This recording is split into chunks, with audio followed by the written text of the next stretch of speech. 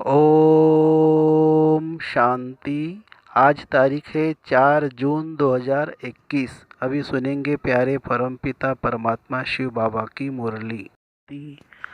मीठे बच्चे, शिव बाबा और ब्रह्मा बाबा दोनों की मत मशहूर है। तुम्हें दोनों की मत पर चलकर अपना कल्याण करना है। प्रश्न नंबर 1, ट्रस्टी कौन है और कैसे?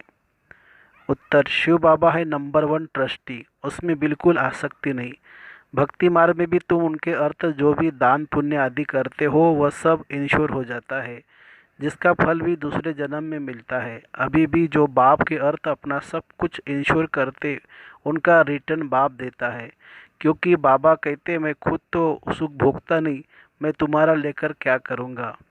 गीत है, दर पर आए हैं कसम लेके। ओम शांति। मीठे मीठे सिकिलदे बच्चों ने गीत सुना। बच्चे उनको कहा जाता है जो बाप के बनते हैं। बाप ने समझाया है यह अंतिम मर्जीवा जन्म जीते जी बाप का बनना है। ये तो बच्चे जानते हैं। श्रीमद् गाई हुई है, श्रीमद् भगवानुवाच। गीता में कृष्ण का नाम डाल दिया है, परंतु है शिव बाबा। उनके बाद ब्रह्मा, फिर कृष्ण। श्रीमद् कृष्ण की नहीं कहेंगे। श्रेष्ठ ते श्रेष्ठ हमारा बाप है, पतित पावन कृष्ण अथवा राधे आदि को नहीं कहेंगे। वह दैवी गुण वाले मनुष्य है। मनुष्य को पतित पावन नहीं कहा जाता। सतयुग में ऐसे नहीं कहेंगे पतित पावन आओ। पतितों को पावन बनाने वाला एक ही बाप है, जिसकी श्रीमत पर तुम चल रहे हो। प्रजापिता ब्रह्मा की मत मशहूर है, श्रीमत भी मशहूर है, परंतु उनमें भूल कर देते हैं। जो बाप के बदले कृष्ण का नाम डाल दिया है। सब धर्म वालों को तो एक ही बाप है, कृष्ण को तो सब नहीं मानेंगे। क्रिश्चियन लोग क्राइस्ट को फादर मानते हैं, न कि कृष्ण को, क्योंकि क्रिश्चियन है क्राइस्ट की मुख वंशावली। शिव बाबा आकर तुमको अपना बनाते हैं, कहते हैं सिर हथेली पर रख बाप के बने हैं, उनके डायरेक्शन पर चलना पड़े। तुम्हें बाप को अपनी मत देने की दरकार नहीं रहती, वो खुद मत देने वाला है। यह तो सब बच्चे हैं। शिव बाबा नामी ग्रामी है। वह जो मत देंगे, जो कुछ करेंगे राइट, इस ब्रह्मा को भी मत देते हैं कि यह करो। तुम्हारा कनेक्शन है शिव बाबा से, कोई का भी अवगुण नहीं देखना है, श्रीमत पर चलना है। शिव बाबा तो है निराकार, उनका घर तो है नहीं। तुम यहाँ पुराने घर में रहते हो, फिर स्वर्ग में जाकर अपने घर में रहेंगे। शिव बाबा कहते हैं मैं तो नहीं रहूँगा, मैं तो इस समय थोड़े टाइम के लिए आता हूँ। तुम हो सच्चे सच्चे रूहानी सेल्वेशन आर्मी, सुप्रीम रूह। बाप डायरेक्शन दे रहे हैं, हुबहू ड्रामा प्लान अनुसार। कलब पहले मुआफिक, कलब कलब जो डायरेक्शन देते होंगे वही देते हैं। रात दिन गुह्य सुनाते रहते हैं। नया नया कोई यह समझ न सके, भल कोई 35-40 वर्ष से रहते हैं, परंतु बहुत है जो इन गंभीर बातों को समझते नहीं है। बाबा तो रोज नया सुनाते रहते। कराची से लेकर मुरली निकलती आई है। पहले बाबा मुरली चलाते नहीं थे, रात को 2 बजे उठकर 10-15 पेज लिखते थे। बाबा लिखवाते थे, फिर उनकी कापियाँ निकलती थी। भक्ति मार्ग में शास्त्र आदि के कागज़ संभालते हैं, दिन प्रतिदिन बड़ी बड़ी किताबें बनाते आते हैं, कितनी बायोग्राफी बनाते जाते हैं, वह फिर पढ़कर रखते हैं। तुम तो मुरली पढ़कर फेंक देते हो। नहीं तो यह वर्शंस रखने चाहिए हमेशा के लिए, परंतु नहीं जानते हैं कि यह सब विनाश हो जाएंगे। चित्र आदि चित्र आदि जो भी तुम बनाते हो थोड़े समय के लिए है, फिर यह दब जाएंगे। फिर वहाँ न शास्त्र न चित्र आदि कुछ भी नहीं रहते हैं। फिर यह जो कुछ चल रहा है कलब बाद भी होगा। शास्त्र आदि फिर द्वापर से शुरू होंगे। ग्रंथ भी आगे तो हाथ से लिखा हुआ बहुत छोटा था, अब बड़ा बनाया है। दिन प्रतिदिन बड़ा बनाते जाएंगे। नहीं तो शिव बाबा की जीवन कहानी कितनी लिखनी चाहिए। अभी तुम बच्चे कहते हो परमपिता परमात्मा की जीवन कहानी हम जानते हैं। बाप बैठ समझाते हैं मैं भक्ति मार्ग में क्या करता हूँ, भक्ति मार्ग में भी इंश्योर करता हूँ। ईश्वर अर्थ मनुष्य दान पुण्य करते हैं ना, कहते हैं इसने दान पुण्य किया है। ईश्वर अर्थ ईश्वर ने बड़े घर में जन्म लिया, ईश्वर ने बड़े घर में जन्म दिया था। भक्ति मार्ग में धर्मात्मा बहुत होते हैं। ईश्वर अर्थ श्री कृष्ण अर्थ दान पुण्य करते हैं। तो फिर बाप समझाते हैं मैं बच्चों को दूसरे जन्म में अल्प काल के लिए फल देता आया हूँ। अच्छा व बुरा फल मिलता है ना। तो कितना इंश्योरेंस हुआ। जैसे कर्म करते उस अनुसार फल मिलता है। माया उल्टा काम कराती है जिससे तुम दुख को पाते हो। अब मैं तुमको ऐसे कर्म सिखाता हूँ जो कभी दुख नहीं होगा और माया भी नहीं होती।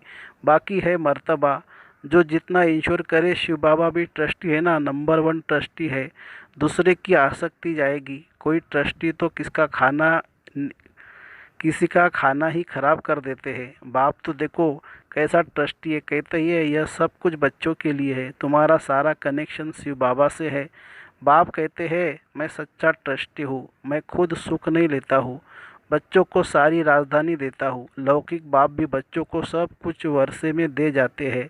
मैं तो स्वर्ग में कुछ भी लेता नहीं हूँ, तुमको ही सब कुछ देता हूँ। तो तुम्हारा कनेक्शन सारा शिव बाबा से है। ये बाबा कहते हैं मैंने भी फुल इंश्योरेंस कर लिया है। तन मन धन सब बाप की सर्विस में है। सिंधी में एक कहावत है, हाथ जिसका ऐसे दाता रूप में, पहला पूर्व वह पहुँचेंगे। बाप को सब इंश्योर करना है। 2 मुट्ठी चावल दिए तो महल मिल गए। अभी देखो मकान बना है, कोई ने 1 रुपया भेजा, कोई ने ईंट भी लग जाए। बाप ने लिखा तुमको तो सबसे अच्छे महल मिलेंगे क्योंकि तुम गरीब हो। मैं हूँ गरीब निवाज। गरीब का 1 रुपया तो साहूकार का 10,000 दोनों एक ही मर्तबा मिल जाता है। साहूकार बहुत मुश्किल आते हैं। सबसे कन्या तो बहुत फ्री है। नंबर 1 देखो मम्मा गई, उनके पास तो कुछ भी नहीं था। गरीब के घर की थी, फिर नंबर 1 चली गई।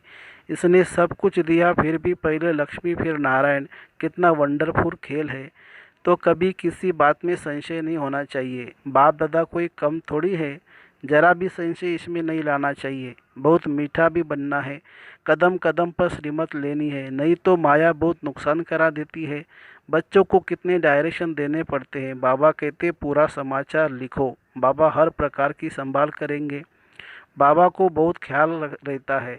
कहा यह बच्चा चढ़ जाए, पढ़ाई पर पूरा अटेंशन चाहिए। हम है मोस्ट बिलीवेड गॉड फादरली स्टूडेंट। भगवान आज भी लिखा हुआ है, परंतु कृष्ण का नाम डाल दिया है। कृष्ण भी सभी मनुष्य से ऊंचते ऊंच ठहराना फास्ट प्रिंस है। कृष्ण का नाम देते हैं, नारायण का क्यों नहीं। कृष्ण है बालक, छोटेपन से बालक सत्वप्रधान होता है, फिर बचपन से युवा, फिर वृद्ध अवस्था होती है।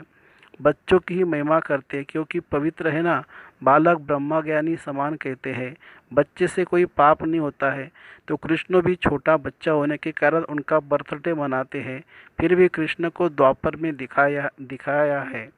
यह सब बाप बैठ समझाते हैं। सिवाय तुम ब्राह्मणों की दुनिया में ऐसा कोई नहीं होगा जिसे यह सब बातें पता हो। ब्राह्मण है उत्तम, तुम ब्राह्मण हो ईश्वरीय संतान। सतयुग में ईश्वरीय संतान नहीं कहेंगे। ईश्वर से जरूर स्वर्ग की प्राप्ति होगी। यह है तुम्हारा अति दुर्लभ अमूल्य जीवन। सबका तो हो नहीं सकता। यह ड्रामा ऐसा बना हुआ है, कल्प पहले जिन्होंने पढ़ा वह पढ़ रहे हैं। भगवान ने जरूर भगवान भगवती पैदा किए, परंतु भगवान भगवती कह नहीं सकते। गॉड इज वन, निराकार की महिमा है, साकार की थोड़ी महिमा होती है। इन लक्ष्मी नारायण को निराकार ने ऐसा बनाया। अब राजयोग सीख रहे हैं। राजा स्थापन हुई तो उस समय विनाश भी हुआ। बाप जरूर स्वर्ग का वर्षा देंगे। अब तो है संगम की बात। शिव बाबा आते हैं तब खेल पूरा होता है। फिर कृष्ण का जन्म होता है। मनुष्य तो बेचारे मूंझे गए हैं। तब तो बाप आकर समझाते हैं। परमपिता परमात्मा ब्रह्मा द्वारा सब शास्त्रों का सार बताते हैं। अभी तुम जैसे मास्टर नॉलेजफुल हो गए हो। आत्मा की महिमा है, ज्ञान का सागर, आनंद का सागर, ब्लिसफुल। यह बाप की महिमा है। बाप कहते हैं यह भारत तो सबसे बड़ा तीर्थ स्थान है, परंतु कृष्ण का नाम डालने से सारी महिमा गुम कर दी है। नहीं तो सभी शिव के मंदिर में फूल चढ़ाते। सबका सदगति दाता वह एक है। आधा कल्प तुम प्रारब्ध भोग फिर नीचे आते हो। सबको तमोप्रधान बनना ही है। अब बाप कहते हैं तुम बच्चों के लिए नई दुनिया स्थापन कर रहा हूँ। उसमें खुद नहीं आता, सब कुछ तुम बच्चों के लिए है। साफ बात है। मनुष्य तो अपने लिए करते हैं, फिर कहते हैं कि हम निष्काम करते हैं, परंतु निष्काम तो कोई कर न सके। हर एक चीज़ का फल जरूर मिलता है। मैं तो ज्ञान तुम बच्चों को अविनाशी ज्ञान रत्न देता हूँ। तुम्हारे लिए वैकुंठ लाया हूँ। बच्चों को सारवंटिका सिविनियर देते हैं तो वह लेने लिए ऐसा लायक बनना चाहिए। स्वर्ग का मालिक बनना है, हथेली पर बहिष्ठ मिलता है। सेकंड में जीवन मुक्ति अथवा सेकंड में बादशाही दिव्य दृष्टि दाता शिव बाबा है। सेकंड में वैकुंठ में ले जाते हैं।